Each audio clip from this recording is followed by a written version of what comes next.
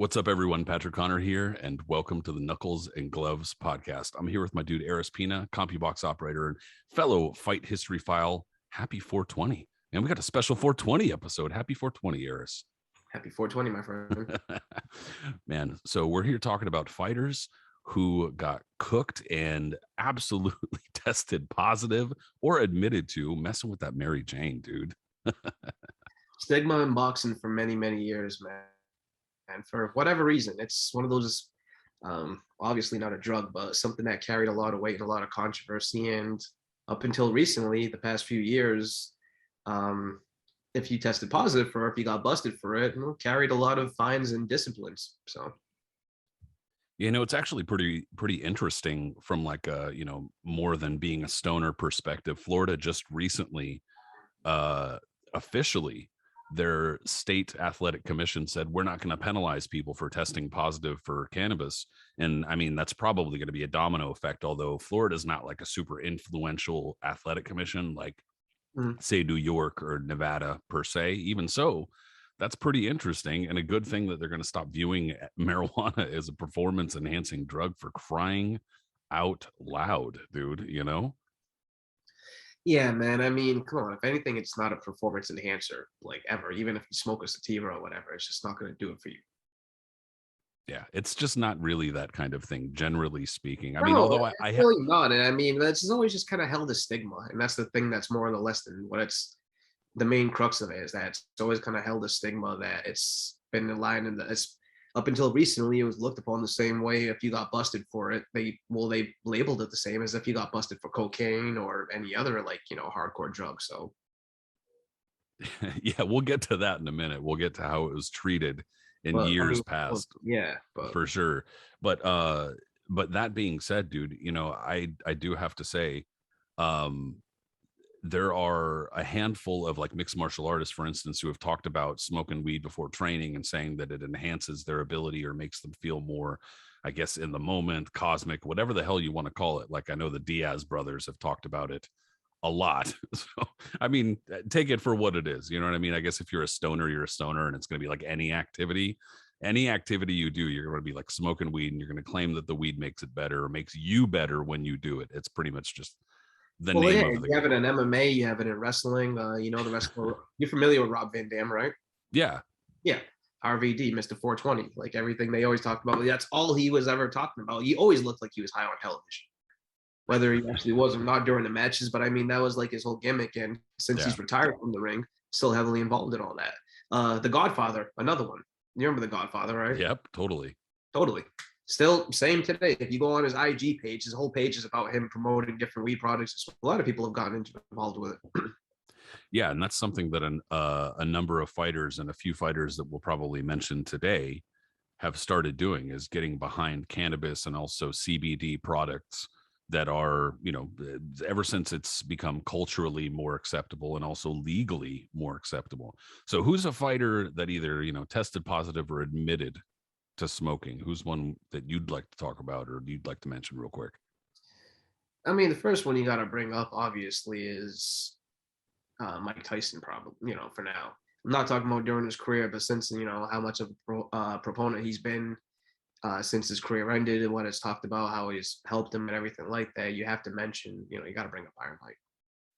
So as, something of a connoisseur of the cannabis myself, I got to step in and say, dude, when that shit hit the headlines, whatever it was, like a year ago, they were talking about they spent 40 grand a month on weed, just smoking weed at his you remember, I know you might not remember because I know that you might not remember, but I'm saying we talked about it when it happened. We shared the article and shit because they were talking about his team spends 40 grand a month just on the herb that they smoke. And I was like,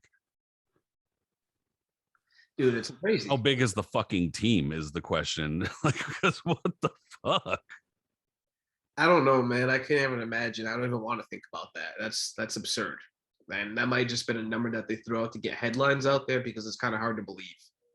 Even the most hardcore of hardcore smokers, whoever that may be, Snoop Dogg, I guess, or some other people at that level. But still, that's crazy.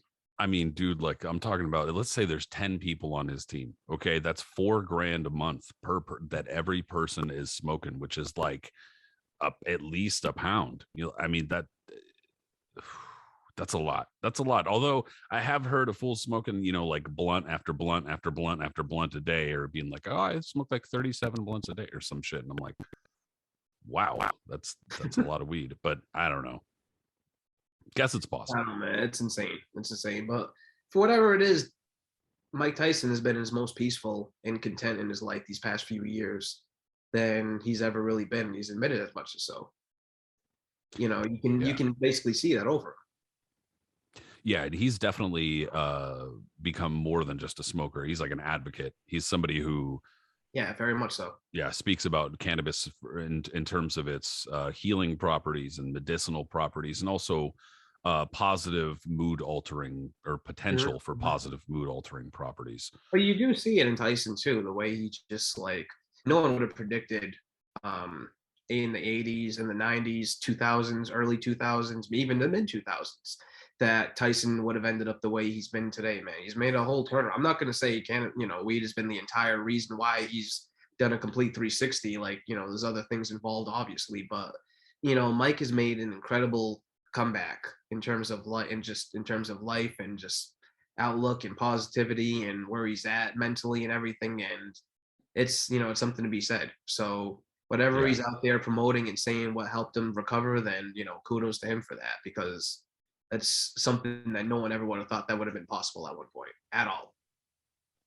Yeah, for sure. He's become kind of like a beloved character, which I mean, he has been throughout his career, but for different reasons. Exactly. Before it was the dude walking the white tiger around, like, in like basically the skivvies, but like was yoked as shit and just scary looking and badass. And he was just, in the mid 80s when he was first coming up and just knocking out, scared, petrified, it's absolutely terrifying, journeyman up in upstate New York before he came down to Vegas and started, conducting nuclear tests on the poor 80s heavyweight retreads. Like, it was that people loved Mike Tyson for that, what I mean?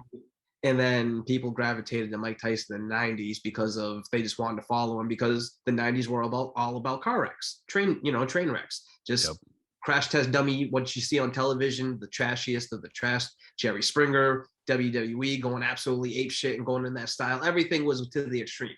Mike Tyson personified that, biting Evander Holyfield's ear, trying to break frames both his arm, the outside of the ring skirmishes, what he would do to reporters, anything like that. He was must-see television because he fit right in with that era. But now, like you said, you look at this era now, and Mike Tyson's just like your lovable old uncle or something. Like, he's just the guy you want to be around. He's happy. He's joking all the time. He's on different films. When he's interviewed, he's very calm and good.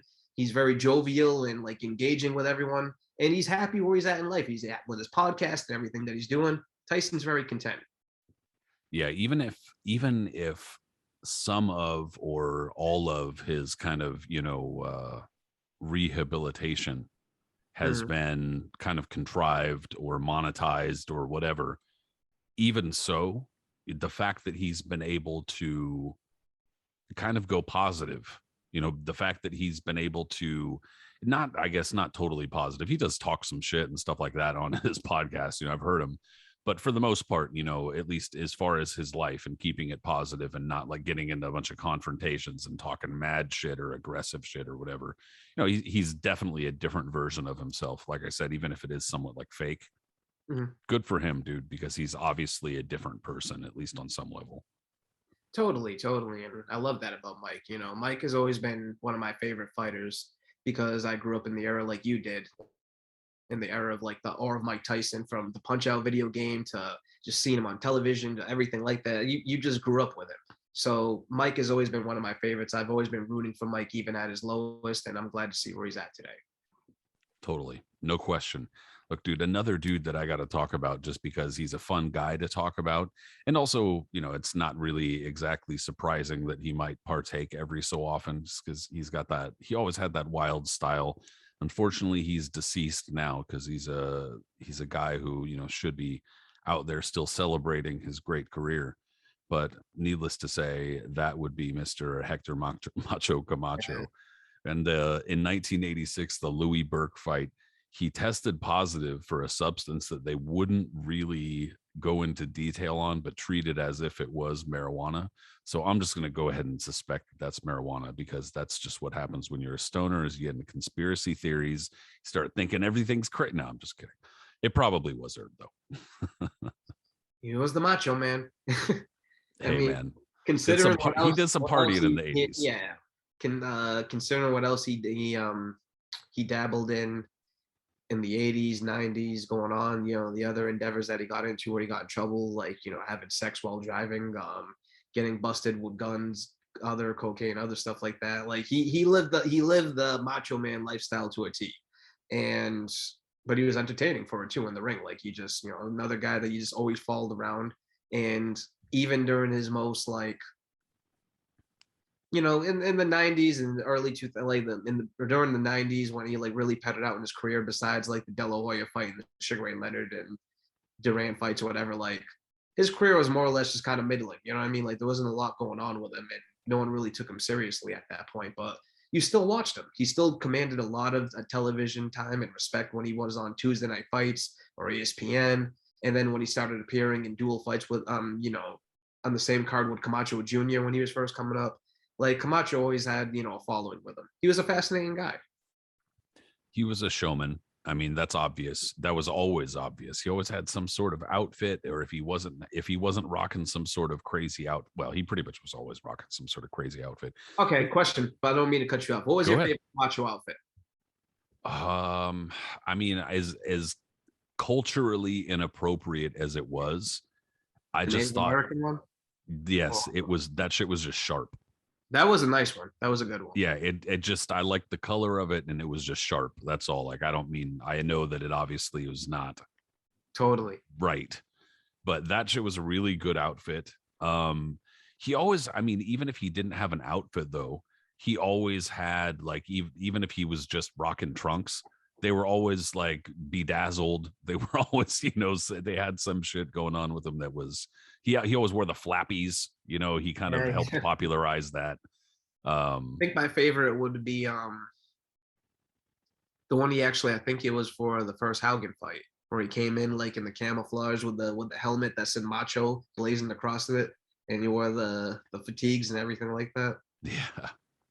I don't know, because he looked like a G.I. Joe figure. It was awesome.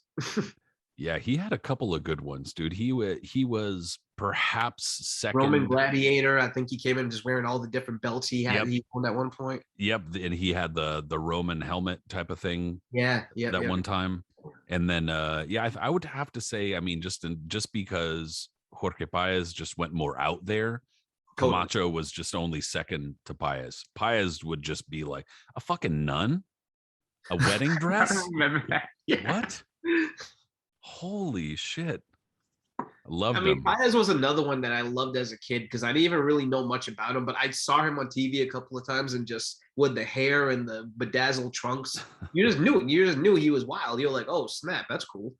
Yeah, or if you were a politician and you needed some advertising, just have him shave it into the back of his head. He'd do it. Yeah, he literally did that one time. Dude was, he was wild. But anyway, Hector Camacho. Camacho had one of the best. I'll tell you too. One other thing that I loved about, like, before everything really took over, all the excess and everything like that.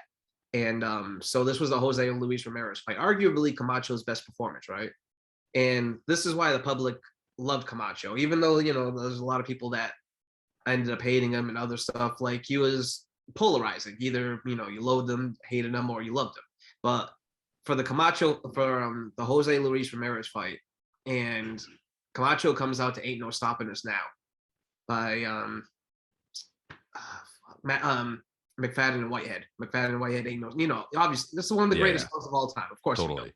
So Camacho's coming out, you know what I mean? He has the hood on and everything like that, I think, with the Puerto Rican flag, and he comes into the ring, and he goes off, and he goes into a whole jig to dancing in the middle of the ring. And Barry Tompkins and Leonard and everyone, they absolutely love it. You hear Tompkins start laughing. He's like, that's the Macho Man. And Camacho looks like he's at Studio 54. It's amazing. And he's just like, you can still tell he's still a kid, but like, he's just in the ring about to do his business. There's no worries on him and all that. And he's just enjoying himself, and he's enjoying life. And it was awesome to see, Yeah, dude. it's just he had that kind of energy that like you can't replicate. You can't, absolutely not, man. And Camacho was an absolute dynamo in his prime, dude. Like, if you only remember Camacho as when we came up as kids and as fans for what he did in the 90s and kind of, being safety first, then just go back on YouTube. It's all there. Find out what he was doing in the early 80s, early to mid 80s before he fought Edwin Rosario. A completely different fighter and one of the most incredible blends of speed and power you'd ever see. Yeah, definitely more overwhelming as a fighter. Yeah. He just became more of a peck move. People were almost comparing him to like, old timers from that era that were around from that time period. We're almost comparing him to Robinson in like, terms of skill and blends and all that, Well, his hand speed was pretty unreal. Dude, what he did to Bazooka Limon was criminal. All right. That was like, should have been arrested for assault. Poor Limon had no idea what the hell happened to him, man. He just saw a whirlwind of just like 15,000 things going around his head, and the guy's just eyes like a cartoon character. He didn't know what the hell happened to him. No one had ever seen anything like that at that point. Yeah, man, it's unfortunate that he went out the way he did, but I suppose that if you could read the book Macho Time and just kind of follow along there, but I mean it was almost kind of like the only way that it could end for him, unfortunately. At that point, yeah. Yeah. Oh, and one other thing to add to that, man. I used to date this girl that was a writer. From way back in the day. And she was asked at one point to interview Camacho because one of Camacho's last gigs was going to be on a reality show trying to find true love. And I think they were trying to not only have my girl at the time write about it, but they wanted her to be like a person on the show going on a date with Camacho. I think that's what they were trying to like weasel it into. Like, oh, we want you to meet Hector and we want you to do that. That's what she was telling me. She was like, oh yeah, they want me to meet him and they want me to talk, go to dinner with him. I was like, wait, what? I was like, you're probably gonna be on the show, right? And she was like, oh, you think so? Wowza.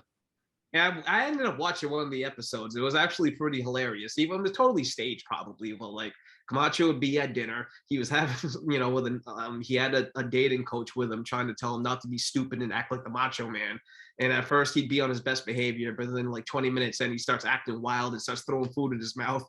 And the girl is getting all weird and disgusted. And you see Camacho's dating coach shaking his head and putting his hands down like that.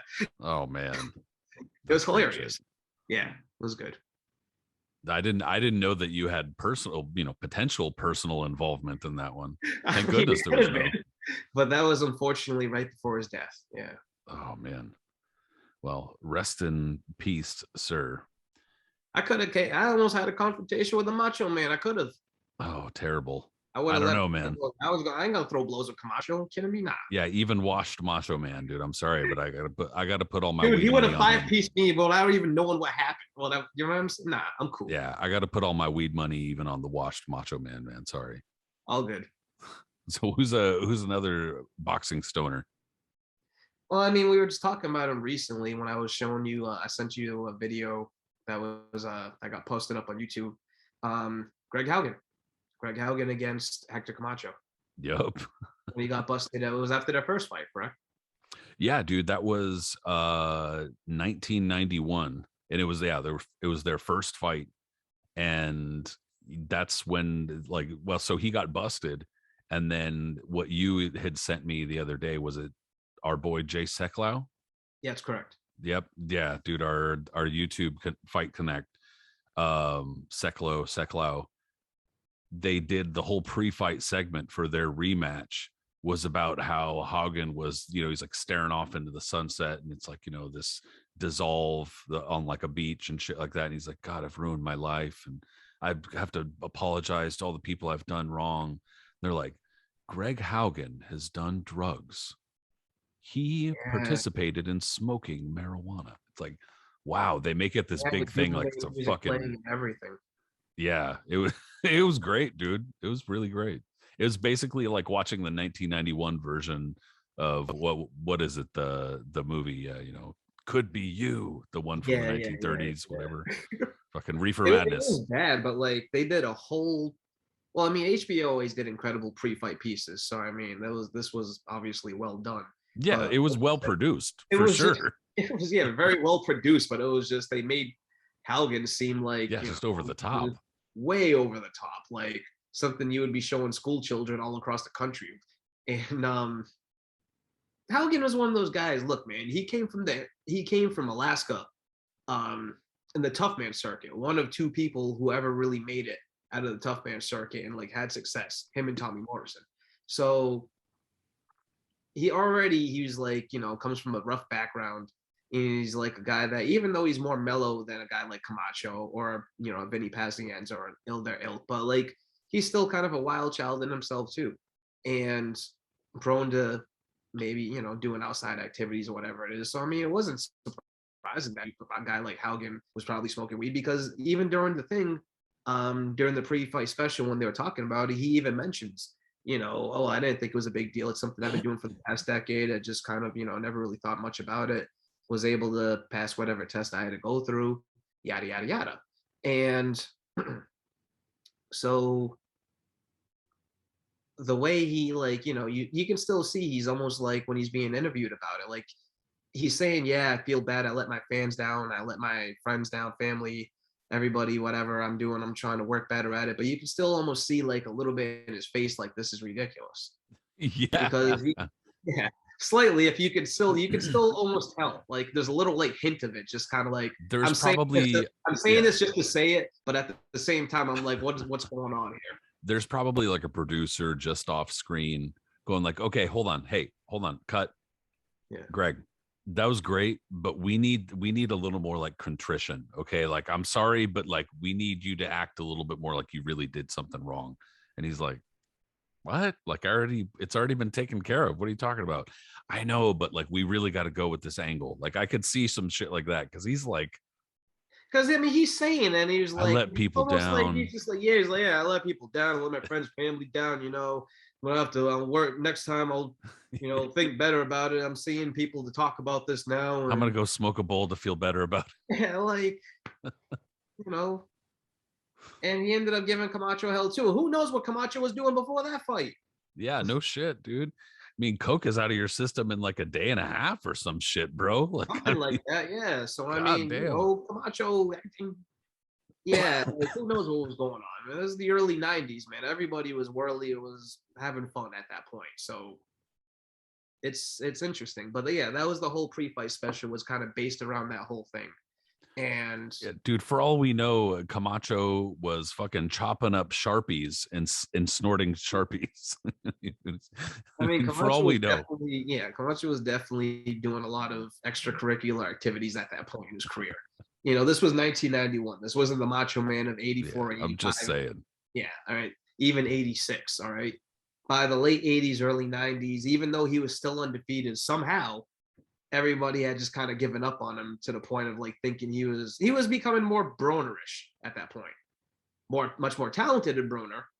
But if you see all the stupidity that Broner's been into and all that stuff, and people were just like, what, he's back, he's taking his outside the ring activities more serious than whatever he's trying to do in the ring. Yeah. Camacho was still putting on better performances, but he was kind of in the same. That became part of the narrative. Like almost every fight, that was part of the conversation. Like, are you focused this time? Like, are you? And then have he you would come stayed in in and training? do enough to win. Like he'd win a fight like against Pazienza or against Tony Baltazar, which the greatest hair doozy you'd ever seen in the ring.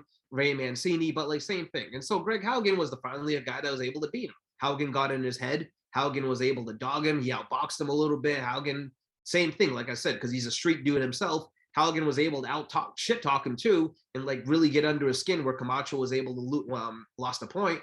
And then in the rematch, even though Camacho beat him, Haugen still got under his skin. Like Haugen just was one of those dudes that was able to mess with you, man. He was a tough dude. Yeah. He just he unfortunately gets remembered for making the bad mistake of pissing off Julio César Chávez in front of over 100,000 of his loyal fan base, right in his home. Yeah, man. Yeah, went into the gym and talked shit as the story goes, talked shit as Chávez was sparring, and said all you ever done was beat a bunch of Mexican cab drivers, and that somehow got translated to Chávez, and it was like, game over, buddy. Bad news bears. Bro, Chávez beat the shit out of him too. Oh, he man. like It was bad, man. Haugen's a tough dude, but Chavez beat whatever part of his contender Haugen was left was knocked out of him that night. Yeah, in front of a whole lot of people. That was clearly calling for his head. Yeah, like if Haugen had landed, like, for instance, if Haugen had landed a low blow or, like, you know, did an unintentional headbutt that somehow cut Chavez, that would have been it. That. Yeah, dude, he would have done him like he almost did Ray Torres. Yeah. But I'm not even talking Chavez. I'm talking the whole audience right there, man. The whole place would have erupted and just came down and cascaded on him. And, you know, who knows what would happen to the Showtime crew, let alone what would happen to Haugen. Imagine Freddie Pacheco trying to get out of that. Yeah, dude. Riot. Jesus. Should have been Hagler Bobby Minter Chen all over. Would have been throwing blows at people. Yeah, Hagler Minter all over, dude. Shit would have been awful. So here's another pretty good one. He's a pretty fun fighter to talk about in general, and I think he probably had a somewhat underrated career, both in terms of entertainment value and in terms of accomplishments, even if he wasn't, you know, all-time great status. Even so, Yoel Casamayor, and Yoel, it was at the end of his career. You know, old man Yoel Casamayor, when he's got the gray beard, tests positive after losing to Juan Manuel Marquez. And I mean, dude, it didn't really affect anything because, you know, he got high and then got knocked out. But I mean, you know, old man Casamayor, dude, the guy has such a fascinating story, and he just happens to be one of the more accomplished defected Cuban fighters there is. And I mean, he was a pretty good fighter. He defects.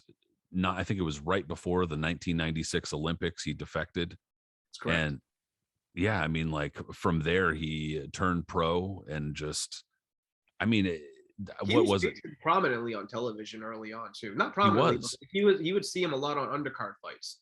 I should have looked this up, but stuff, but like, yeah. I should have looked this up, but wasn't he one of the two fighters who left to go get a snack and then just like bounced? You might be correct. I would have to look that up myself. Yeah, I should have looked this up. I don't know why I didn't, but I'm pretty sure it was him and like a heavyweight, and they were just like, yeah, we're gonna go get something to eat, and then they just like left. Was it Garbe? I think it might have been. Probably. Well, Garbe in any was case, around that same time, so it could have. In any case, we're not stoner swearing to that shit. We're just saying that we believe that might be the case. But Yoel Casamayor, you know, he had 3 pretty memorable fights with Chico Corrales. You know, I think one of the first times that I really took notice of him, even though it wasn't the first time I saw him, it was just one of the first times that I was really like, oh, okay, was when he actually outpunched Acelino Freitas in their fight. And I was like, I thought that Casamayor should have won that fight. You know, that was one of those, we talked about the Leonard Hearns when in respect to Spence Crawford and the role reversals and stuff like that. That was one of those role reversal fights where everybody expected Acelino Freitas to come in and be the puncher, and he wound up like backtracking for much of the fight. Yeah, man, that was one of those fights I was really, really excited about because of the possibility of Freitas coming in with his unorthodox style and going for broke. And Casamayor, even though he was a slick fighter and knew how to box, but he wasn't afraid to engage himself. You knew fireworks were ensuing. No, it wasn't. Freitas, like you just said, showed a new layer to his game when he basically tried to, you know, bounce off I wouldn't say the back foot, but he did. He took the role of boxer. Casamayor, who was more, even though he was aggressive, he was more comfortable, you know, counterpunching and being aggressive, had to be the aggressor. And I could tell he was a little taken aback by that. He had to adjust after a few rounds. And it was a close fight. Like most Casamayor. It was a close fight, yeah. It was a very close fight. I haven't watched it in years, but I do remember thinking that like Freitas might have edged it, but it was one of those fights that was arguable. It could have gone either way.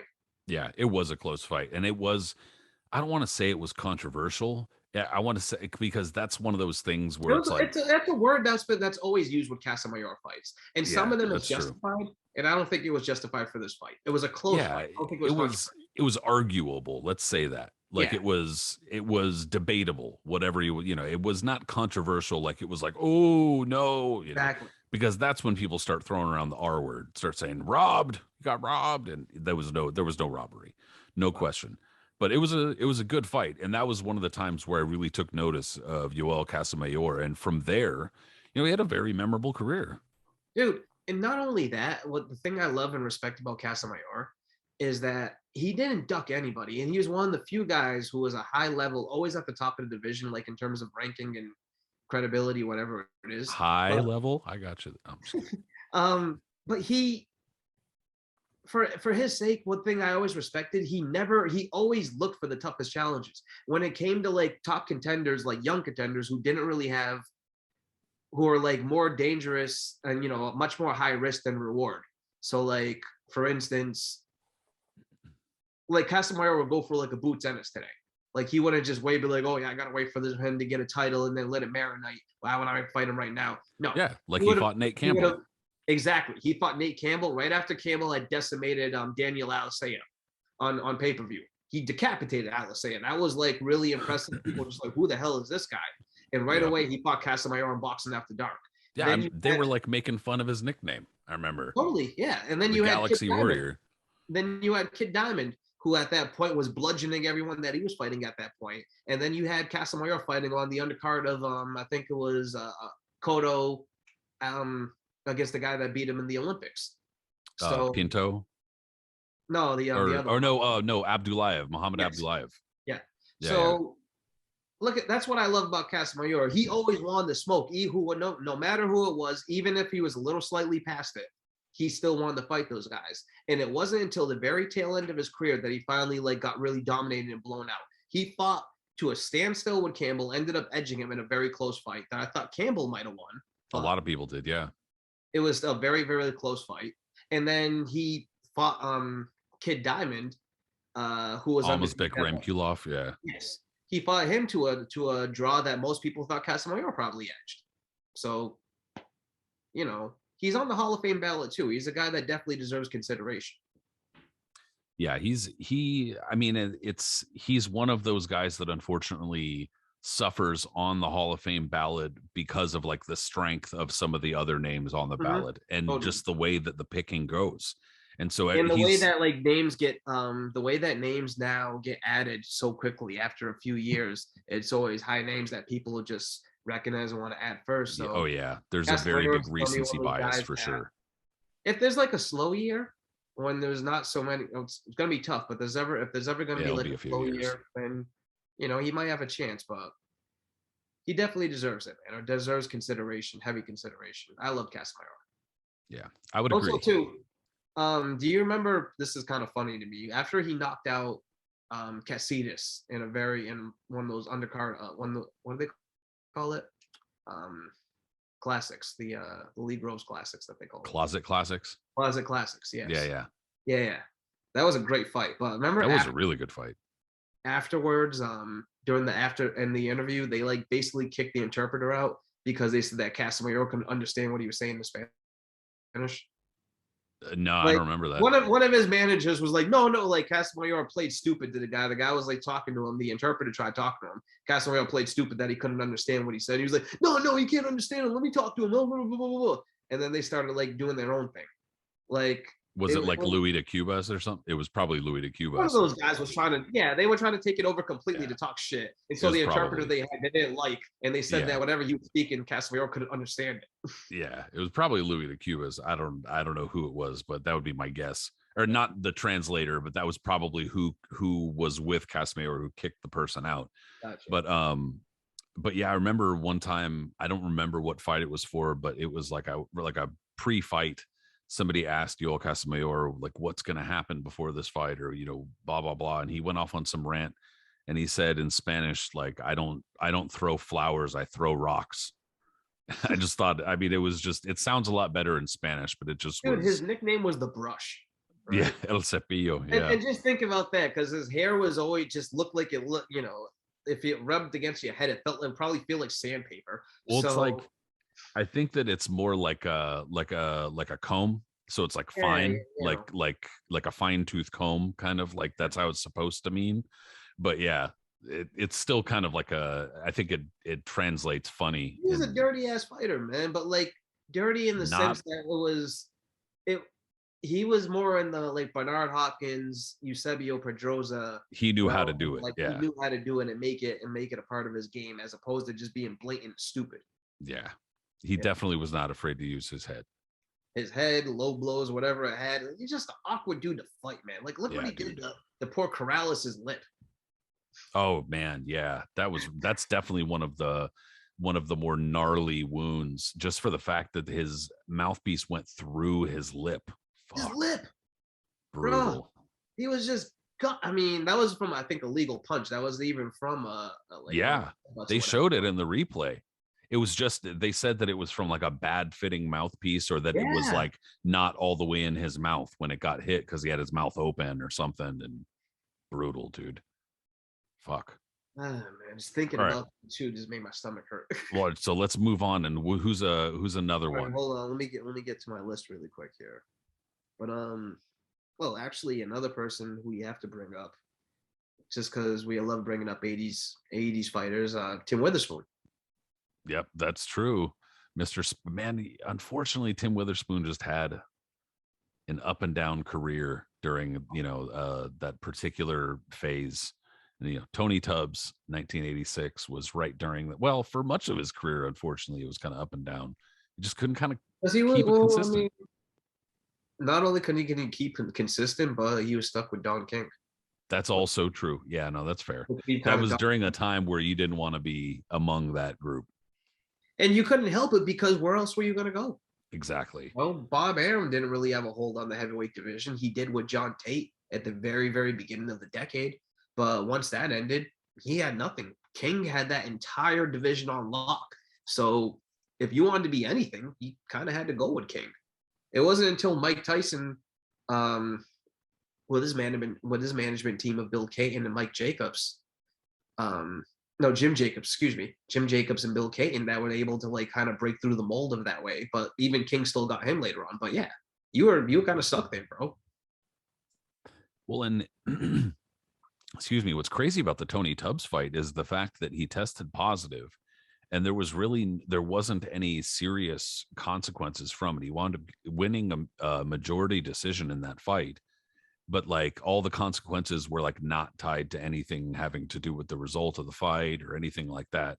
So I mean, they talked about it in the press like plenty, but that was it. I mean, and he actually admitted to it too. He was just like, yeah, I smoked weed, like it is what it is type of shit. Like, and again, it's one of those things too that like considering what else was going on with his like cohorts and Don King stable over there, that was probably the least of their worries. yeah, no shit, dude. But I know Don King did make a big deal about, Timmy did this and all that. Well, whereas Michael Dokes was going through fucking kilos of coke a week himself. I don't want to say, I can't, speak on some of the other lost heavyweights of that era, but like, Dokes kind of takes up for all of it. But I mean, I'm sure Greg Page was more into food than it was than the drugs, but I'm sure he dabbled in stuff here and there. Tony Tubbs obviously was known for, being heavy into cocaine at one point.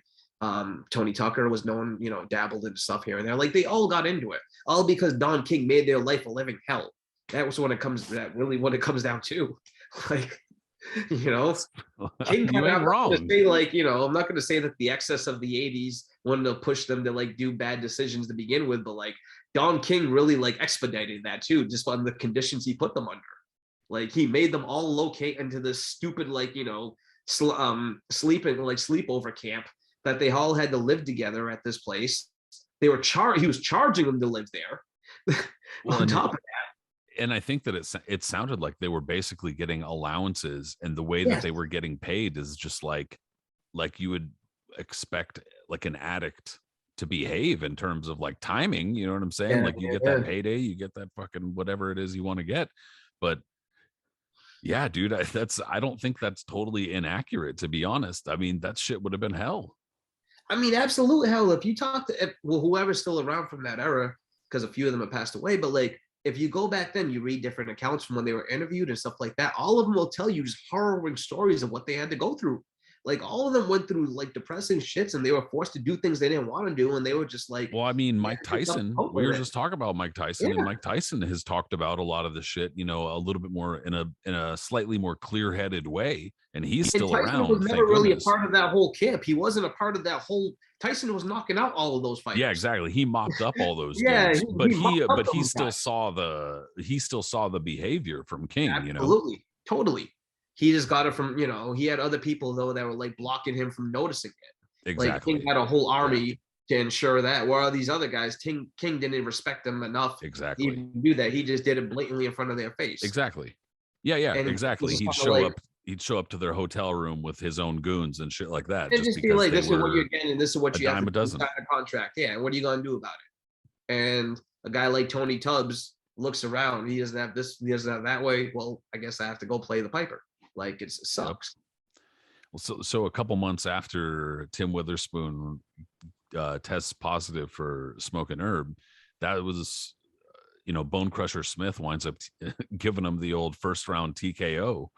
I mean, I'm not saying the two are related. I don't think they have anything to do with No, each other. totally not. It's more what we were just talking about with King and the entire situation. I think, in the way that he was probably already had like a predilection for like not really training. He got out of shape fairly regularly, and he depended on his power at some point. He had really a good jab and a good right hand, and he started depending on both of those things, and less the jab, more the right hand. And I think that, the combination of that tornado of bullshit and him depending probably too much on his power. Bad news bears, no training. That's it. Well, also too, let me ask. There was right after this was the Bruno. This was after the second the second Bone Crusher Smith fight, because he beat him in their first fight. Was the Bruno fight was right before that, correct? Yeah. Witherspoon's mindset was probably absolutely shot by that point too. That's what it was, because he did mention that also. There was like so many factors going into that fight. First, Tubbs was supposed to be his original opponent. Tubbs was fed up with Don King and just wanted to get out of the whole situation himself. So he cited an injury and pulled out. That's when King plucked, Bone Crusher Smith and put him in there. Witherspoon, who was expected to make at least close to $1 million, if not more, in the Frank Bruno fight, and cleared, I think, a little over 90,000 instead. That was it. That's what King paid him. I mean, anybody would be absolutely deflated after that. I don't know how, what I mean? Like, I would just, well, aside from wanting to like hurt the guy physically from jacking me for so much money, I think if you were forcing me to go into another thing, I just wouldn't even give shit at that point. And that was kind of Witherspoon's mindset. Aside from everything else, like you mentioned, his training habits and yada yada yada. So at that point, he goes in there and Smith kind of dusts him in around, and Witherspoon didn't really give a shit. He even said so afterwards too. He was like, "I was free from Don King. That's all I cared about." But like, just one more thing about this, like Don screwed with all of his fighters back then. Like you said, he screwed with Tony Tubbs, he screwed with Greg Page, any heavyweight, anybody who was ever aligned with Don King. Don did some kind of screw with him. He had a special, like it seemed like he really had like a special on fucking with Tim Witherspoon. Like if you read the book from Jack Newfield that he wrote on King in the early 90s, which is highly recommended. If you listen to the show, I'm probably sure that you have read it. But Witherspoon really got messed up by King on many, many ways, because Witherspoon was one of the few guys that was willing to like stand up to King and try to question him on a lot of things. And he tried to take him to court. He wanted to do yada yada, other stuff. Larry Holmes was a person too that stood up to King, but Larry Holmes was heavyweight champion. King had to give a little bit of ground to him. Witherspoon didn't have that type of, advantage to himself. Like King really liked to put the screws to him and the boots to him. And whatever he did, like imagine you're going to try to make over $1 million and then you can make over 90,000 instead. That is such a crazy amount of like just absolute, I can't even use the word for it. Like it's insane how bad that is, And yeah, man, Witherspoon really, really got squandered in the 80s. I mean, some of it was his own undoing, but King played a major part in that. And sure, he had a resurgence in a little bit in the early to mid 90s. And you saw him a couple of times on HBO and he had some good fights, but his best years were way behind him. And it's unfortunate because out of all those dudes, aside from maybe Michael Dokes and even a prime Greg Page, Witherspoon was incredibly talented, and he could have done so much more. Yeah, he was extremely talented. Like I said, he was. I think that it was just got to a point where, who knows, like chicken or egg. You know what I'm saying? As far as his style devolving, or all the craziness, but. Yeah, he went from being a pretty good boxer to being more of a kind of like one punch slugger, not That not being. overhand right, bro, man. Even when he's in a nursing home, I'm sure he's still gonna flatten someone over it. That's true. Yeah. He's Power's the last thing to go. Yeah, man. Remember the way he chopped down Jorge Luis Gonzalez with about 50 overhand rights in a row? He just kept on throwing them until Gonzalez's head was just going like a pinwheel, and then he just finally dropped and just collapsed. Yeah, and for whatever reason, Gonzalez was one of those dudes where, like, when he got hit, like he get hit from the side and his head would like hit his shoulder. Yeah. He'd be like, totally. And which is perfect for the chopping overhand right. So yeah, and you see his lasagna mullet go flying. Exactly. Yes. Dude, all right, let's move on to another dude. Let's go down the list real quick, and let's he's Cesar Chavez Jr. Yeah, dude. Sure. Let's talk about Julio César Chávez Jr. since we already brought up Senior for totally different reasons. I mean, Senior, I don't think was much of a smoker. He strikes me more as did coke in his day, and we know for sure he was a drinker. And he's talked about it before about how he's a drinker. But Julio César Chávez Jr., man, come on. There should have been telltale signs that entire fight built up. The fight with Martinez when who can ever forget the scene? If anyone that watches that, what was it, 24/7? Yeah, anyone that watched so good 24/7, where you see Chavez Senior already and like really in gear, like he's training for the fight harder than his kid was. Yeah, dude. So if you don't know what we're talking about, he was fighting. So he was getting ready to fight Sergio Martinez, and it was a lot of build up to that fight. Martinez was the lineal middleweight champion. Chavez was supposed to be like, the paper champion that was brought up. But now he had some respectable fights coming up because he had knocked out Andy Lee. And he was looking impressive in his last few fights. He was looking like a legitimate fighter at that point. So now it was finally being built to fight on pay-per-view. And of course, 24/7 had the build up. And if you remember too, when they had the face-off with Kellerman, that was one of the most intense ones they had at that. Yeah. Like Martinez was so pissed off and so dismissive of Chavez. Like, and it was a whole demeanor because Martinez was the guy with the model good looks, always smiling and kind of happy-go-lucky. Kind of like you just noticed that he enjoyed boxing more than like being mad at his opponent. But like with Chavez, he had a whole different demeanor. And just like he looked at me, he was like, you the way you only here because of your dad and yada, yada, yada, and all this other stuff. And I'm going to beat the brakes off of you. And Chavez is kind of like, yeah, well, I got a good chin like my dad, so you're not going to do anything to me. I remember he had that psycho smile. He's like, like the entire time. I was like, holy shit, this kid's nuts, dude. And then he was like, yeah, I could take a punch. Like they were just going back and forth. I was like, oh my God, I can't. The best scene, dude, is when Senior is up over there talking to him like about strategy. And he's like, come on, like we got to get going. Like Chavez Jr. is just sitting there with a bowl of cereal in his fucking pink boxer shorts. And it not even boxers, bro. They were like straight up the BBDs. Yeah, bro. It was like bright pink. Hair all messed up. It's like 3 PM and shit, and he's just sitting there eating cereal. A bowl of cereal, and he's just nodding his head.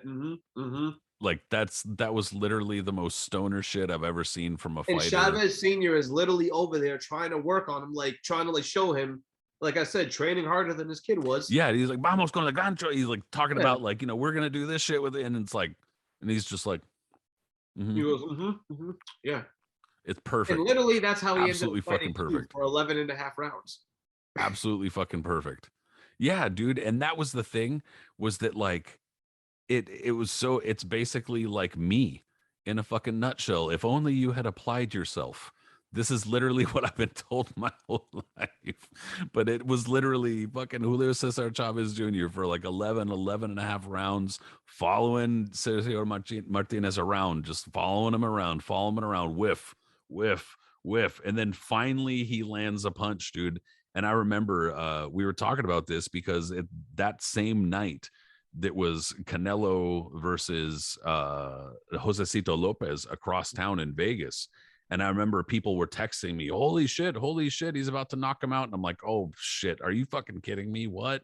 And so I know they went nuts. And it was exciting enough, even just during that moment, that made up for whatever shit was on the undercard or whatever. It was that intense. It was like, so that's pretty amazing. I don't remember what was on the undercard. I remember I was working at HBO Studios that night doing Punch Zone for it.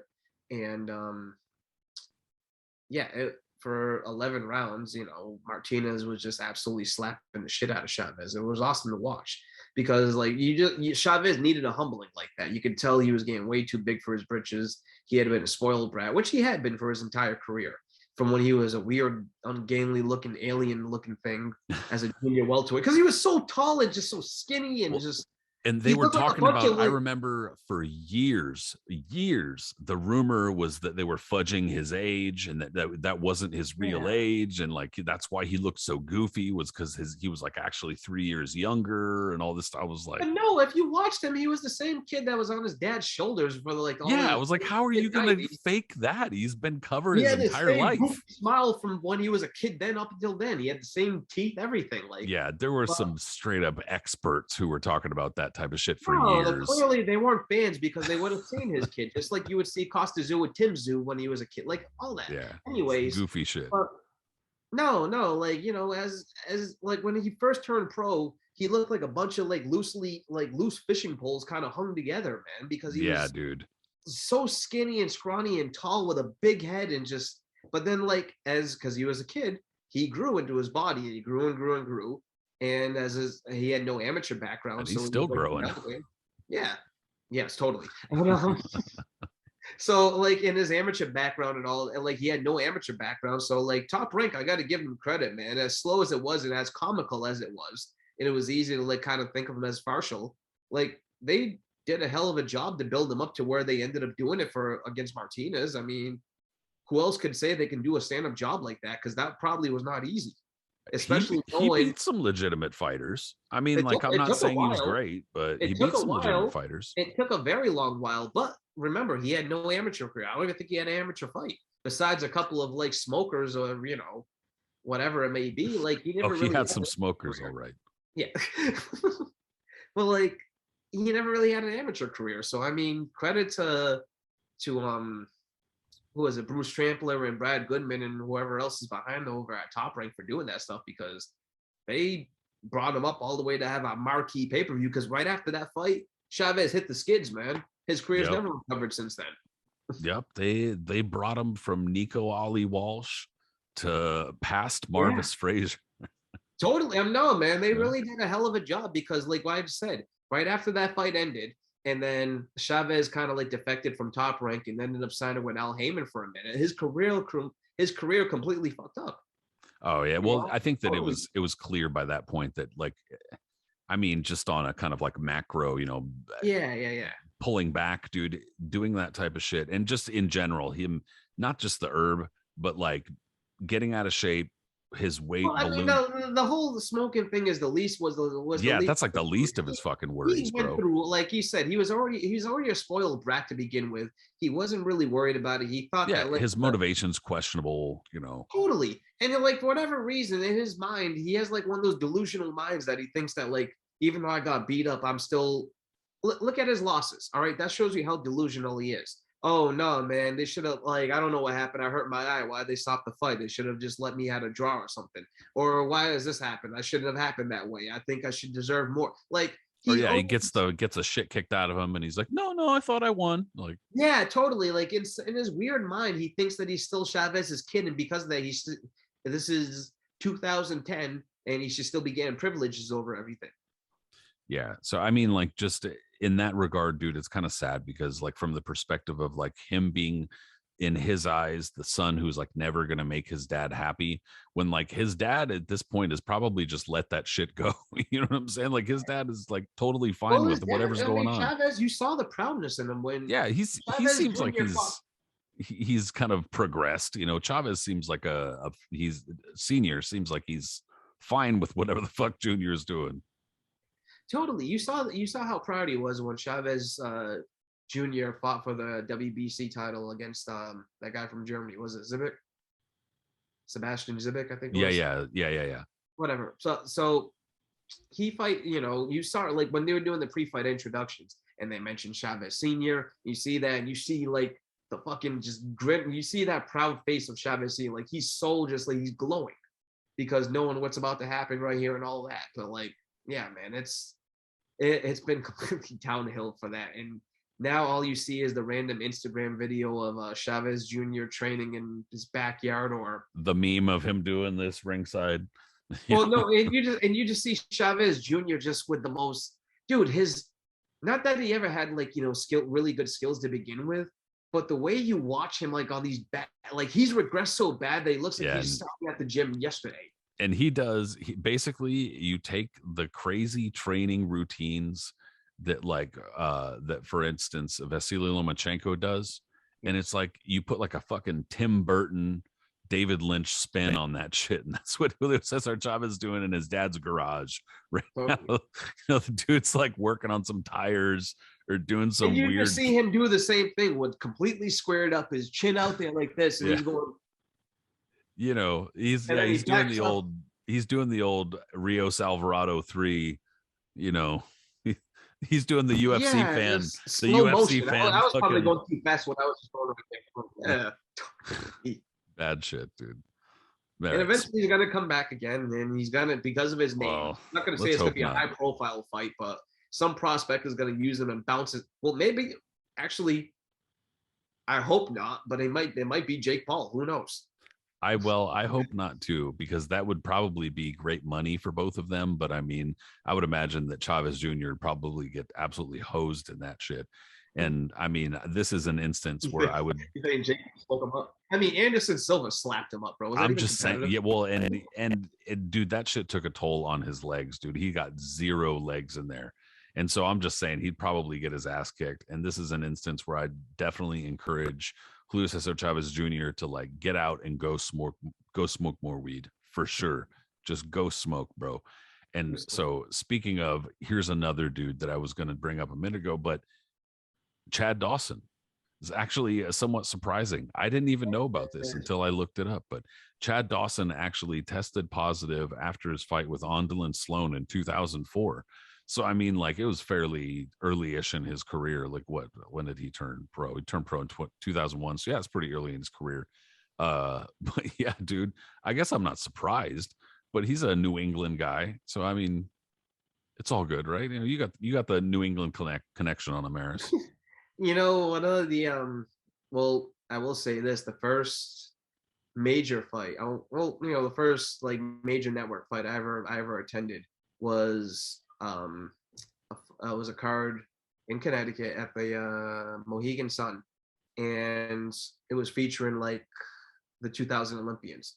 But the main event was Rocky Juarez against my old gym mate Jason Pyers. Okay. Yeah. So my mom, there's a funny story behind it.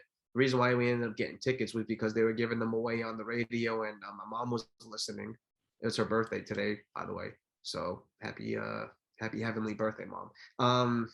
She was listening on the radio, and they asked who was the heavyweight champion at the time, who was the WBC champion. She didn't know, so she called my dad. I was in school, so this is again 2002, so it's not like cell phones were just like easily accessible at that point. And she called my dad, and he was like, "Oh, I think it's Lennox Lewis." So she called the radio station and said that. It ended up being Lennox Lewis. So we ended up getting 3 tickets so I can go support my boy. Long story short, that was a really cool card, man. I lost my voice. I was losing. I got to see Jimmy Lennon. I was, all that stuff. It was cool. My friend lost, but it was a memorable experience. The reason why I'm mentioning this, though, is because Chad Dawson fought on the walkout bout. Very, very young Chad Dawson. And his trainer at the time was Gaspar Ortega, former legendary 50s and 60s welterweight contender. That's awesome. Hell yeah. And he was like ringside there too, because talking about Dawson and all this other stuff. And I was like, holy shit. Like I had met him at the Hall of Fame a couple of times. And he was always a very, very personable guy and would sign autographs and would talk to you and yada, yada, yada. But it was cool to see him ringside and see a very young Dawson who had all of his homeboys ringside too. All of them, because this is the early 2000s, were wearing Mitchell and Ness throwback basketball jerseys and the matching hats backwards to the side and all that, because I was doing that too at that point. And they were just like, yeah, man, whoop him, Chad, whoop that ass, beat him up, whoop him. And you just see Gaspar Ortega, just old and noble, sitting in the corner listening to all this. It was a very interesting scene. It was hilarious. That's a pretty good collection of memories, though, dude. Yeah. Hell yeah. It was cool to see. Ortega was just sitting there, just kind of quiet and watching. And you see all of Chad's boys around him, rowdy and yelling at both sides and just going crazy. You know what's kind of a cool, underratedly cool thing about that, in my opinion, is that they don't even do walkout bouts anymore most of the time. Like, No, do you? no. When's the last time you saw? I don't know, man. I'm gonna be honest. I don't stay for them if they do anymore, but I can't remember. Well, I couldn't even remember the last time that they did one. Yeah. Good question. I'm not sure. But well, in any case, yeah, that's crazy shit. But that's a pretty cool collection of memories, dude. Yeah, that was awesome. Well, Chad Dawson, that was a dude who had a really good amateur career. He seemed to have a whole lot of promise, throughout his pro career, really. I thought that he was going to go, I don't know, I guess a little bit farther than he wound up going. Not that he didn't go far. It's just that he just kind of abruptly got, hit a bricked wall. But I mean, hey, dude, you call out Andre Ward and then fight Andre Ward and go down and wait to do so when you say you're going to do it and then get your ass kicked. I can't help you. It was in Andre Ward's hometown. Wasn't that in Oakland or somewhere around there? I can't remember where it was. I just remember that afterward, a lot of people saying like, oh, well, Chad Dawson moved down. But at the time he called Andre Ward out and was like, I'll move down. That's right. And did, and got housed. Poor guy. Damn. And soon after that, I was the first big fight I worked for CompuBox, and in terms of like working ringside, was Chad Dawson against Adonis Stevenson. So, and that still remains one of the craziest crowd reactions I've ever heard in my life. Like, I still have it on my phone. Like, as I recorded it right afterwards, I kind of panned the crowd and everything around me because I was so like just blown away by what I heard. But yeah, man, Dawson got absolutely blasted in that fight, bro. Like, and to add to your point, I totally agreed that like when you said that he should have been, a lot of people looked upon him when he beat Thomas Adamek for the light heavyweight championship. Dawson looked flawless in that fight. Sure, I think he got dropped at one point, but like besides that, like, besides getting dropped, he looked incredible. He had Adamek completely negated. He just, used his skills, everything like that. I think he those like lapses, but like he would just kind of like almost like lose focus for a little bit. But was it Mayweather Senior training him at that point? What's that? Mayweather Senior was training him at that point, correct? To be honest, I'm not sure. But I think he might have been. But anyways, yeah, Dawson looked really, really good. So he loses in an upset to Pascal, but comes back and beats Hopkins because even though Hopkins is such a genius or whatever it is, like Dawson's style is just complete kryptonite for him. Like his boxing style, it just wasn't going to work. So again, it looks like Dawson is gonna maybe just have like a lengthy reign, even though he wasn't very exciting. But nah, Adonis Stevenson completely blasted him, and like you said, man, he had a good career, but there was something missing to it. Totally. Yeah, and actually, damn, dude, I guess we both have a handful of Chad Dawson like live fight memories because I was at the fucking botched first Bernard Hopkins fight. Ooh, yeah. Damn, dude, that was so bad. I mean, the good thing about that card was there was also Jorge Linares against Antonio DeMarco. Yeah, dude, like that was a fun upset, and that was a good like kind of like slow brewing beat down. That was a lot of fun. But man, I remember being so pissed after that fight because I didn't go to cover it. I just went as a fan for the first time in a long ass time. And I sat like by myself and I was just chilling, fucking watching the fights. And I was like hyped. And I was like, yeah, dude, this is going to be fucking. Bernard Hopkins is one of the fighters I've seen most live. Why? I don't know. There were just fights that he was in that I wanted to see live, I guess. But I went, and then it fucking ends. And like, it just felt to me like Hopkins was pulling another one of his shits, dude. And I was just like, He totally Bernard. was. If you watch the first, what was it? Second round it ended? I think so, yeah. Round one? It was either at the end of the first or in the second or something like that. But like you can tell however long it lasted, Dawson was going to give him serious issues that night. And Hopkins was just not trying to deal with that.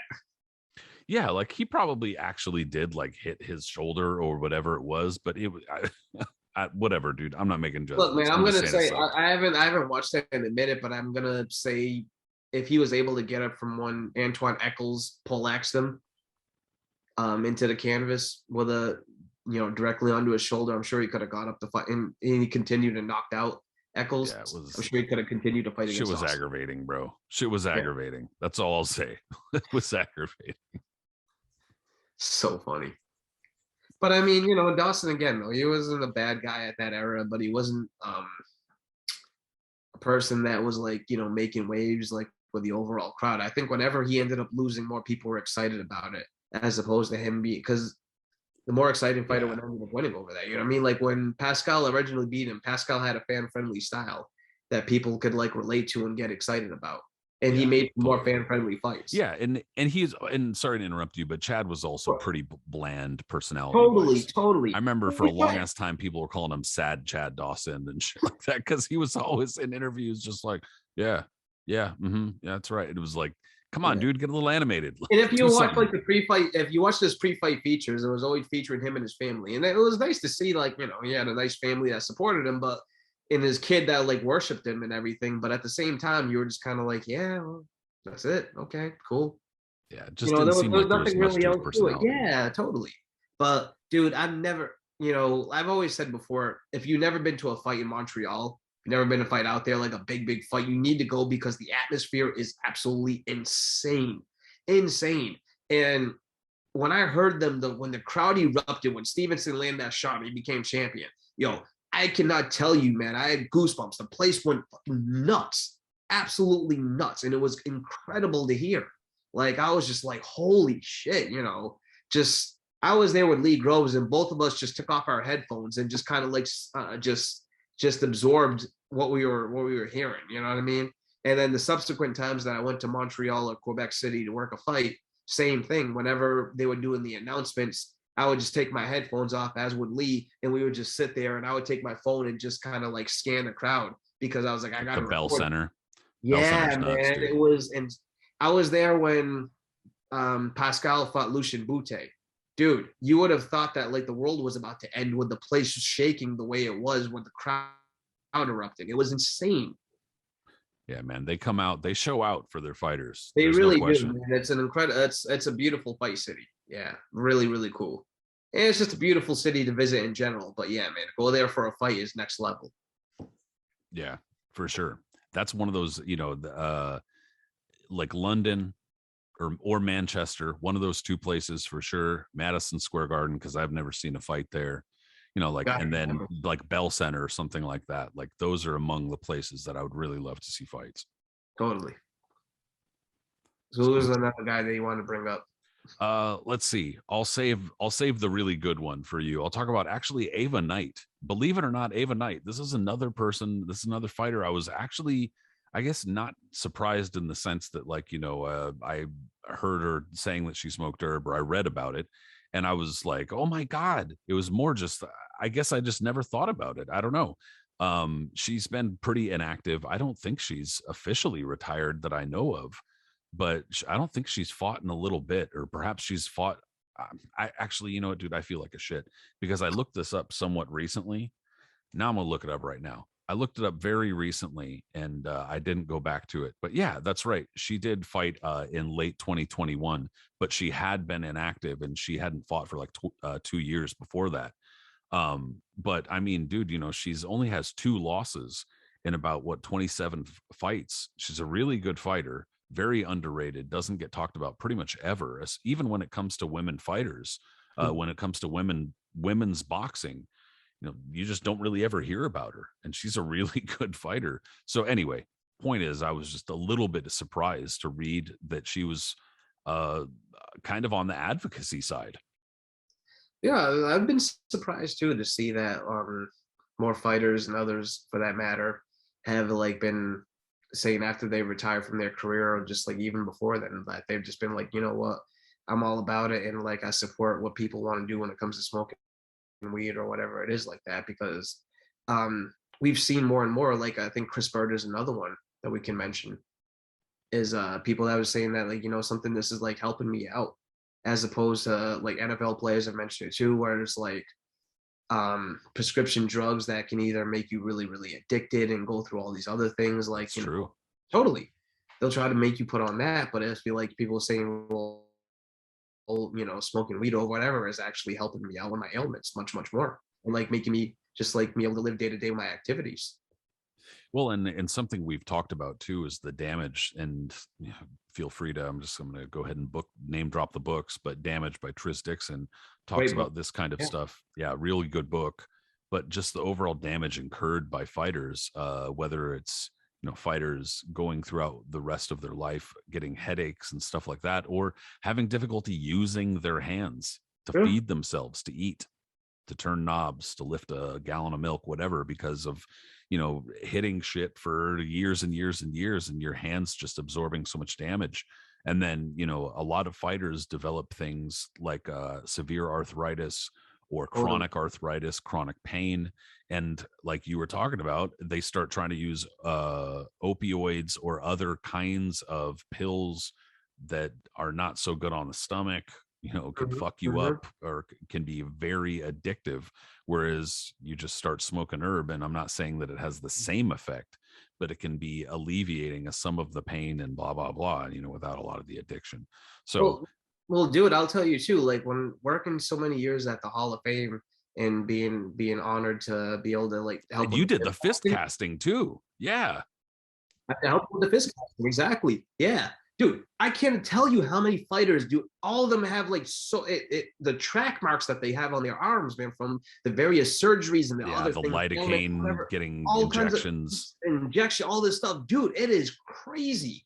I wish I had the foresight, because I thought it would be weird to like take photos of their hands when I was like kind of like putting Vaseline on them. I can't tell you, almost out of all the years I did it, and I've helped like with a lot of different fighters and a lot of different hands. Most of them definitely, I can count on one hand how many of them didn't have any type of like scars or any type of like marks on them. Who's the most memorable fighter you can think of whose fist you did? Like, I don't know. Sheesh, man. Like I've done Mike Tyson, I did Chavez, Costa Zoo. This was all in the same year. Costa Zoo, Ricardo Lopez, Roberto Duran. This isn't the same year. I'm just talking. I've done Mike McCallum, Nicolino Loche. Dude, I tons.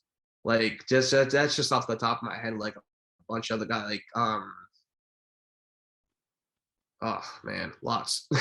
That's pretty awesome, dude. Yeah, like I mean, yeah. just being able to get to do and, that. and even like those were just fighters. Like I was able to do like famous writers like Bud Schulberg and the famous photographer who took the photo of Ali List and Neil Leifler. And, and I get to sit with these guys afterwards and like talk with them on stage, because they're all waiting to get their fists casted, because all I was doing was putting the Vaseline on their hands. And I get to like pick their brains and like sit there and like kind of chit chat with them a little bit about shit. And it was so cool, man. Like it's such a dude, something I'll always cherish. Yeah, dude, you're lucky as hell you got that experience, bro. Oh, it was wild. Yeah. Well, I personally would love to see somebody like Ava Knight in the International Boxing Hall of Fame at some point. I'm obviously I'm using that as a little bit of a segue, but still, she is an extremely good fighter, and I was a little bit surprised to see that she was kind of advocating for it. So she's on the list as well. Totally. And well, who would you like to end with tonight? You got Emanuel Augustus, and then we got Chris Arreola. Here, let's talk about that oh shit hitter, that Chris Arreola. He hit him with that oh shit jab. I think Man, Chris Arreola is a good one. Yeah. yeah, Chris Arreola tested positive after fighting Friday Ahunanya in 2011 and after fighting Travis Kaufman in 2015. You But here's know, the best thing about Arreola is that you can tell from his, if you watched him throughout his uprising in the early mid 2000s, he was one of the first Al Heyman guys that really made prominence, right? From like that's that first, true. from that first wave. Mm-hmm. Totally, right? Yeah, And Vernon Forrest was his first fighter, and like Vernon it was Forrest only was a his couple of very years first after fighter. that. But yeah, I'm talking like Chris Arreola was a part of that same class of like Jermaine Taylor, Yeah. Andre Berto, like guys that you would see start getting featured more and more, you know? Yes. And Yeah. yeah, Arreola, if you watch all of his post-fight interviews, even back then, he always had such a like a uncaring attitude. Like he just didn't give a shit. Like yeah, he was very endearing because of that. He was kind of like, yeah, man, the guy was kind of punching me a couple of times. I got pissed off about that shit. So I came back and just beat his ass. Okay. Yeah, I'm gonna drink a Corona now. Yeah. And Yeah. That's why I say the oh shit, because I can't remember what fight it was off the top of my head, but he got knocked down and he was might have been Travis Kaufman. Was it Travis Kaufman? No, Not Travis Kaufman, Travis Walker. Travis Walker, thank you. It was that one. And in the post-fight interview, they're going up and they're asking him, so like, tell us what happened. He's like, man, he hit me with that oh shit jab. And he's like, what is that? And he's like, it's then they hit you with that jab and you go, oh shit. Like, dude, what a fucking guy, man. You know, I remember we ran into him at I'm pretty sure it was Vasquez Marquez 3. And he was there and we were chilling. And I was lucky enough that one of my good friends, Chris, got a luxury suite at the Home Depot Center at the time. And so we're kicking it and they have like free booze and these things and shit. And dude, Chris Arreola was just kicking it outside the suite with us, like fucking totally drinking the booze. It was hilarious. And fucking my wife, who's like 5 foot tall, climbs on top of him as if he's a tree and starts Chris Arreola and we were taking pictures and shit. And he was cool as fuck. He didn't care. He was just like, yeah, go ahead. And he's like sitting there drinking a beer. And his hand, he wasn't that much bigger than me, but his hand was like, he was like palming the beer like fucking Andre the Giant and shit. And I was just like, dude, your hand's so fucking huge, bro. Anyway, Chris Arreola, they should have given him extra credit. Not going to get into the fucking background, but with this whole Travis Kaufman business, they should have given him extra credit for smoking herb and kicking his fucking, getting fucking wind, dude. You know, son of a bitch. Nah, man, and he also had a classic line too. What was it, after the Adamek fight where he lost it and he was really pissed off about it? And he was like, look at me, man, I look like Shrek. Yeah. Yeah, dude. He was great, man. I will say I'm not gonna put it on him just because he kind of got fast tracked. And I remember at the time thinking, you know, like he could go much farther than I think a lot of people think. But then when they put him in with Vitaly Klitschko, and I remember I told my dad, all right, this guy, he's going to seriously go for it, dude. He might go out on his shield, but he's going to go for it. And I remember the fight was such a dud that I was like, oh, I felt so bad. My dad came over and shit, and we watched the fight, and it was like not nearly as good as I told him it was going to be. But like I said, I'm not going to put that all on Chris Arreola because I think that a lot of it was that, like, my whole point in saying that was that they put too much on him. You know what I mean? Like it was too much on him. Point, Arreola, like you said, he was being featured a lot because when was the last time you could think of a Mexican heavyweight that made any? That was part of the narrative every time you saw him on video. You know, well, it was like let the guy be a fighter. Last time, off the top of my head, when's the last time you could think of one? Manuel Ramos, who fought Joe Frazier for the heavyweight title in, what was it, like 69 or 68 or whatever it was? I'm trying to think if there's even, I mean, you know, around that time. Just doesn't happen, like very rarely. It's very, very rare. Like you know, there's very, it's not something that's normal. So yeah, Arreola was definitely pushed. He was a fan-friendly fighter at that. He wasn't like a cutesy fighter or a guy that was kind of like a boxing move, a Lennox Lewis stick and whatever it is. Like he came in there to fight. You know what I mean? He was easy to hit. He came in there, he rumbled with you, and he would come out on top of that. So It was very, very, and he seemed like an everyman because he wasn't chiseled. He had a type of face that just looked like a catcher's mitt. So like, you know, he looked like he related to people. Like, you know, he talked about how he liked to drink beer, how he liked to do all this other stuff in excess. That fool looked like Gargamel got stung by bees. Yes. So it's like people can relate to him. Like people could relate to Butterbean to a degree and like other stuff like that. Like if you can relate to this person as an everyman, and the people would be like, hey man, if he can do this, this is awesome. He kind of looks like me. I can feel, you know, I feel awesome about this. Like, and that's what Arreola kind of did. So it was easy to see that. But like you said, yeah. He got fast tracked. Would he ever be ready for a guy like Klitschko? Hell no. Right. That's totally fair to ask. Like, I don't know, man, because like Vitaly Klitschko had that type of style that he was so punishing, but he was so hard to really get to too, because he maximized his distance better than anybody you could see. He was a real pain in the ass. Dude, he sucked the fight. Oh my God. Like, at least Vladimir would stand his ground and try to fit you. Klitschko with that whole standing there with his hands down, jabbing you. You couldn't touch him really because he knew how to just move he knew what he was doing. I hated watching him while he was active. I've grown to appreciate him since he's been retired, but I'm just like, yeah, man, a guy like Arreola would never have a chance against him. And probably not, no. It was a straight beatdown. Right. And yeah, dude, he probably never would have had a chance. And so I can't put that on Chris Arreola. I just remember at the time thinking like, dude, he's going to go out on his shield. The shit's going to be fucking brutal. But it wasn't. Me and Cedric were talking about it because during that point, remember, this was during the same time that HBO was trying and really, really trying to make David Tua against Arreola, which, my God, that would have been an awesome fight. Yeah, dude, that would have been fun. And, dude. It was when Tua had just enough left, like just enough. Dude, I'm telling you right now, man, from working for Ced, everybody was salivating for it. Cedric, excuse me. Tua had just knocked out Shane Cameron, right? Shane Cameron wasn't really nothing of a heavyweight, but Tua looked like the same dude who would just fucking wreck John Ruiz. Well, and Shane Cameron was big on that scene. So that was a big win. Like, that was a huge win. That was the biggest fight in New Zealand history at that point. Yeah. And when Tua knocked him the same way, like he looked like the shades of Tua from 1996, everybody got excited again. Cedric came back to America. He came treat him like he was David Eisen or something. Just fucking no, man, just treated him like John Ruiz. Yeah, man, just boom, boom, boom, like just ripped his head off. And so everybody was hyped. I remember getting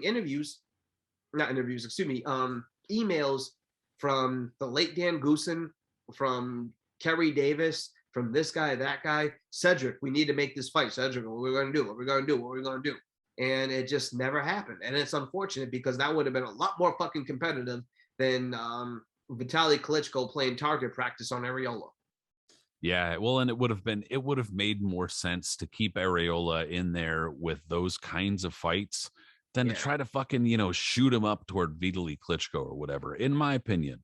Like, I mean, it might not have made sense, in terms of the punishment he'd take, but it was more appropriate for where he should have been, in my opinion. Yeah. But hey, he got his shot, he took his shot.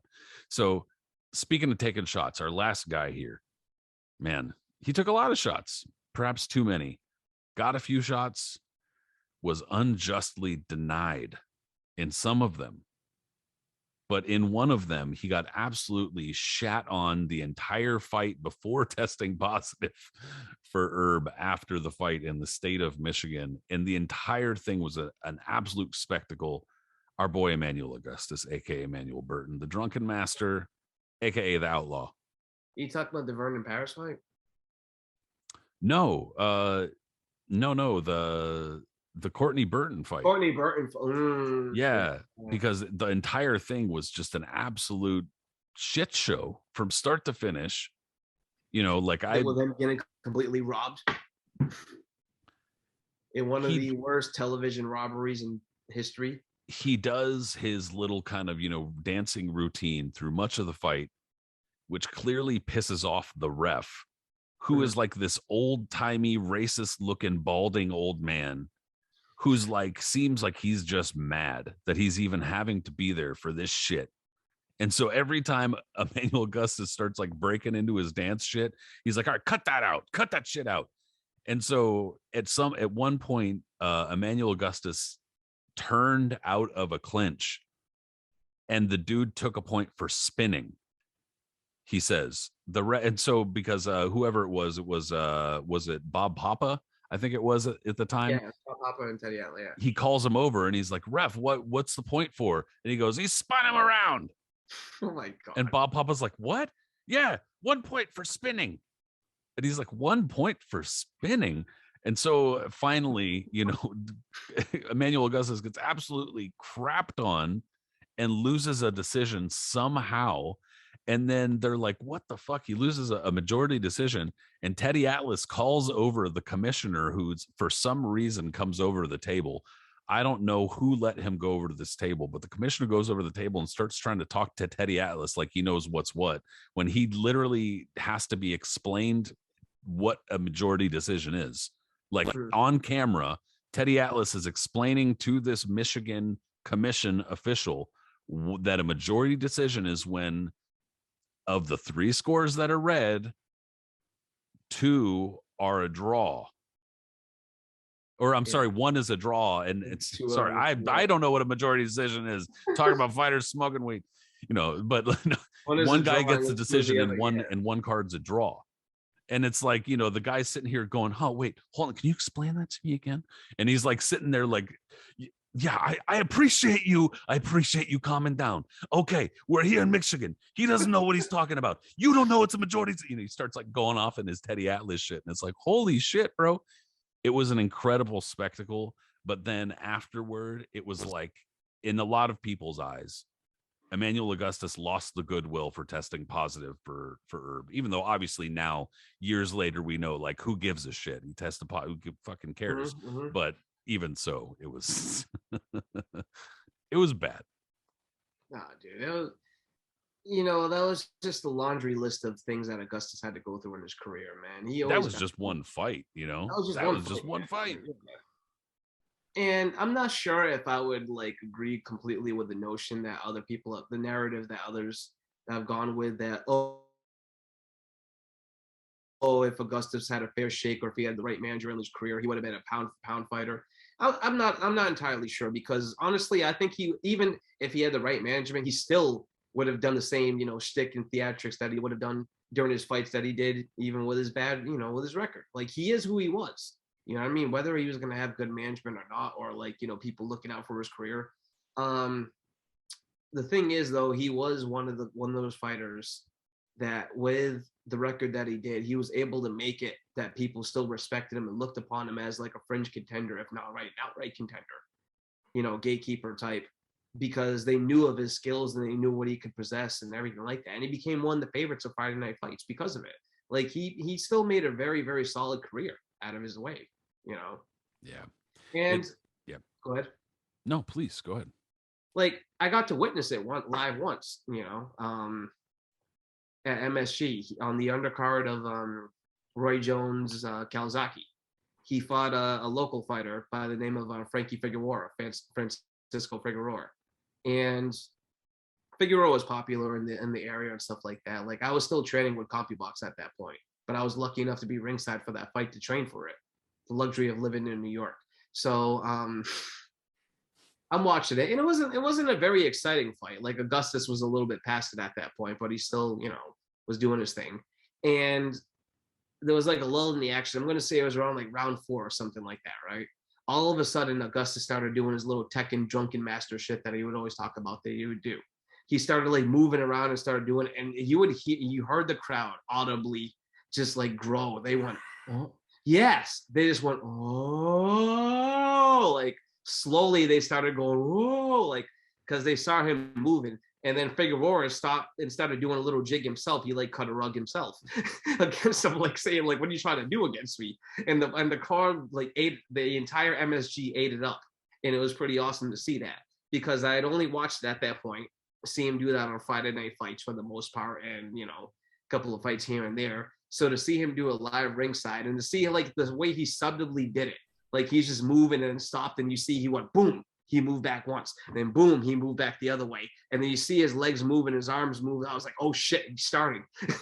And like the crowd picked on that on too, and like the way they slowly built it up, it was so cool to see. It was definitely a very peculiar like rhythm and kind of Yeah, thing that like I mean against I think the average world class fighter they were not going to get taken in by it. Then they would just be like no and they just shut it totally. down with like a jab or something. But for a lot of the fighters that he would be fighting on that kind of Friday night fights level, it was kind of like hit or miss. You know, if they didn't know what was what, they could totally be absolutely charmed by it and then lose a decision and just kind of get popped to get death for a few rounds. But yeah, And he I was also definitely just tough as nails, man. Like that's it true. wasn't it wasn't just like his gimmick of him like making a show of a fight and like putting on theatrics. When it came down to it, that dude, look at his fight with Mickey Ward. His fight with Mickey Ward is will go down as maybe the best fight in Friday Night Fights history, if not It the was a best, great right? fight. Totally. Yeah. And that showed his toughness right there, man. Most guys would have like been overwhelmed by what they had to go through for Ward, especially taking body shots. And not only did Augustus take it, he gave it back equally and made an incredible fight. Yeah. Um, for years, Floyd Mayweather said that Augustus was his toughest opponent. He might still say that today. I don't know. Yeah. Um, I you know, think that it's probably a little overblown, at least in terms of the timing, because I remember he first said that like a long time ago, like Floyd. 2006 or some shit like that. Somebody asked him I and he don't said think that. that was his toughest But I mean, I fight, would to believe be it in terms honest. of If you go through all of it, but yeah, like stylistically, yeah, it was definitely a bear for of it was a tough fight. You know, he wound up having to Augustus knew how to smother him, knew how to get him to the ropes and keep him there. And I think that Mayweather had not to that point experienced a fighter that could like dictate and where he the fight. bloodied his face up. He bloodied his nose and gave him a Yeah, rough he fight. caught him plenty. It's just he wasn't really winning most of those rounds, but he caught him, you know? No, and it was one of those fights that like you've seen fights either was involving like I'll give you a couple of examples like Meldrick Taylor in some of his fights where they would be one-sided but they still be competitive, or like Roy Jones where they're completely one-sided but they're still competitive like early on in his career. That's what kind of that fight with Mayweather was. But give Augustus credit for how his record looked at that point, because it was already an ugly record, that he was able to secure that fight with Mayweather on HBO. It was KO Nation, but still, Yep. I was they, gonna they say that were was like, the KO Nation years. but yeah, but still, they were able to like green light that and say, yeah, that's a, because Mayweather was already a champion. He was like a dominant junior lightweight champion, and most people would look at Augustus's record, or people that don't know who he is, or you think twice about it, be like, I'm not going to support, I'm not going to green light this fight. It's going to be a massacre. And instead, it was one of the best, if not the best, one of the best fights KO Nation produced, probably up there with Layman Brewster against Clifford ATN. But Yeah, like it dude, was really, that was a really, fun fight. really good fight. So yeah, man, I could see that. Augustus was that dude. You know, he produced tons of moments. He overcame that unfortunate incident where he got shot and it looked like, you're not sure what's gonna happen to him, but Yeah. incredible story, man. They got to do a documentary, if not a movie, something on this guy. Have to be done. Yeah, and especially with his kind of like fan favorite. He's like I'm obviously not comparing him in terms of stature or popularity, like Mhm. accomplishments, but it's almost like how Marvin Hagler has just gotten massive over the last handful of years, or And again, I'm not Yeah, saying you that's the just have a same. hardcore audience that loves you and supports you. You have Yeah, a fan but base, totally. every time I post something about Augustus, dude, people are just like, "Oh, the drunken," people fucking. He's a fan favorite, like type of guy, and so if I can find it, I'm gonna post a link, on screen or something like that to see if there's some place that people can go to support him or do something. Because I know there Oh, was they a have while to be, ago. man. Augustus is one of those guys that just like he provided so many memories, man. Like you said, he's the epitome when you have a bad record and just the one, but you're still really, really skilled and just you're just there. And like he never gave less than 100% when he was in there. Like sometimes he goofed around and he would just do enough that like if he didn't goof enough, you thought he really, really just put more together. He'd be able to edge the decision, but like you saw his skills enough that you knew it wasn't about the record. He's one of the few fighters that was able to transcend and get on the big networks as well as the other networks and always be featured, Well, yeah. regardless of his record, because they knew his skill set overset that. Well, it's like you can't get both. You can either get the 100% or you Mm-hmm. can get him on a week's notice. You can't get both. You can't get him with 100% on a week's notice. Like it doesn't work that way. And that was the fighter he was. You know, he was the fucking Glenn Johnson. He was the road warrior Totally. type of going to backyards type of. That was who he was. Saberline Williams, the God, it's the Darnell Boones, you Yep. know, one of those type of guys. Like, regardless of the record, you know that even if they have a bad record, they're not going to get blown out in a round or two. They're going to give you rounds. They're going to go the distance. They're going to make a competitive fight. They're going to do what you need to do to give them like what they're looking for. Yep. Yeah, definite credit to him, at least in terms of being a very I love Augustus. I wish I could entertaining meet fighter. him. Yeah. And a guy that's easy to like. And so, you know, Anybody, listen, man, anybody that takes the video game Tekken and takes part of that game and like incorporates it into their style, it makes me an instant fan because I absolutely loved Tekken as a kid. I was a Tekken 2 guy, but I was a Tekken. I liked the Tekken series overall. No, And that's totally, what's fun. totally. Who's your favorite character? Uh, dude, I mean, I remember the first fucking time I ever played not Tekken, but the Tekken ripoff Virtual Fighter. Virtual Remember that Fighter was a shit? badass game too. Hell yeah. But what was the dude who was the dark haired dude? Because there was like almost kind of like Street Fighter. They had like the two main guys, but then there was like the whole cast of characters. Are And you the talking dark about Virtual Fighter or Tekken? I'm sorry, I back to Tekken. Tekken. I Okay. can't remember their names, dude. It's been a long No, time. I know which ones you're talking about. I know which one you're talking about. The guy that wore like the white gi, right? Yes. Yeah, the dude Yeah, who yeah, yeah, he yeah, almost looked yeah, like yeah. Ryu or whatever. Yes, yeah, yeah. He was a bad motherfucker. Yeah. My favorite guy was the dude who did Capoeira, Eddie. Yeah. Yeah, the That one was with yeah, the, that the guy with the was with the dreadlocks. yeah, and Dude, then he'd do I the little like dive after he won yeah, and yeah, shit. yeah. I'm not gonna lie, bro. Yo, I used to whoop everybody's ass at the arcade because I used to cheat. All I would do was press the two buttons that would make him kick over and over. And like he would just do the capoeira kicks on everybody. And you could, it was like almost impossible. Kind of like when E Honda would just do the hand movement in Street Fighter. It's almost like And impossible if to you got keep it up. going fast enough, like you couldn't escape it. You couldn't escape it. Same thing. So like, bro, I was like 12 years old beating college kids at the arcade with Oh, Eddie. And all I would do, well, all I they're would do just is pumping press quarters into that shit and getting pumping quarters. angry. And I would press the two same buttons over and over and just bond. You know, remember the movie Only the Strong? Yes. Yeah, I would bond away those motherfuckers left and right. Just boom, boom, boom. Yeah, yeah. Ding, ding, Yep, ding. with On the beer and away. bow. On away. Yeah, yeah. Yep, I remember that shit. And see now how you know this is how you know this is a 420 episode because we went from fucking fighters who smoked herb to goddamn only the strong survive with Only the Mark Strong. Dacascos from fucking Capoeira. Top Chef, Wowzas or whatever Battle Chef Arena. You know what I'm talking about.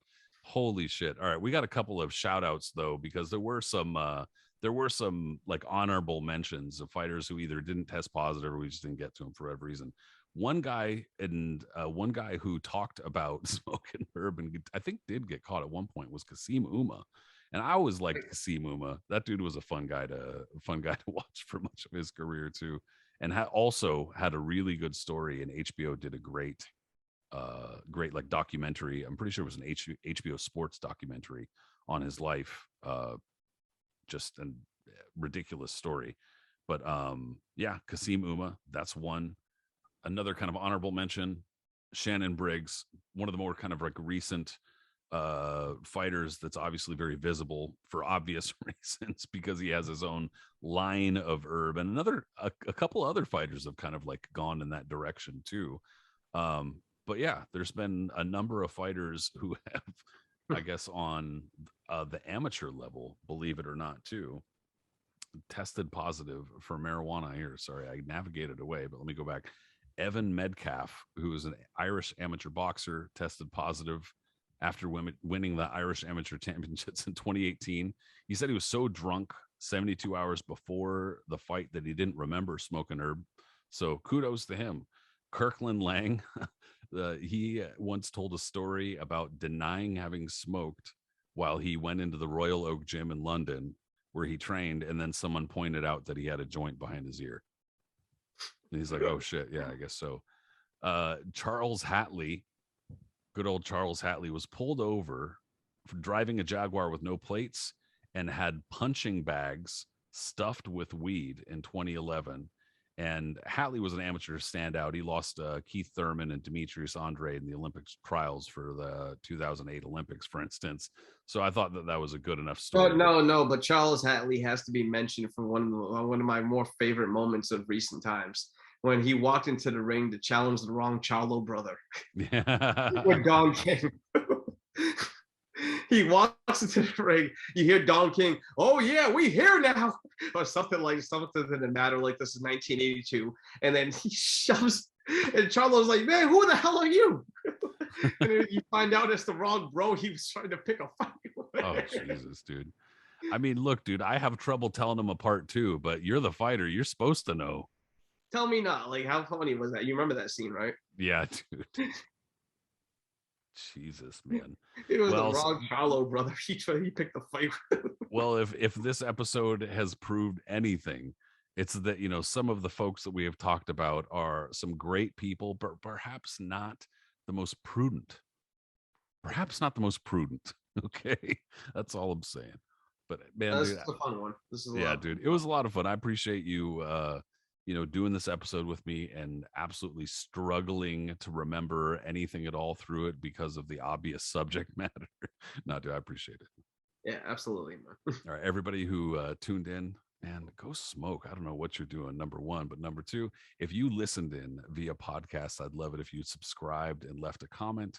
And also, if you listened in or watched via YouTube, please do subscribe, leave a comment, your favorite part of the episode, ask us a question, whatever the case may be, down below.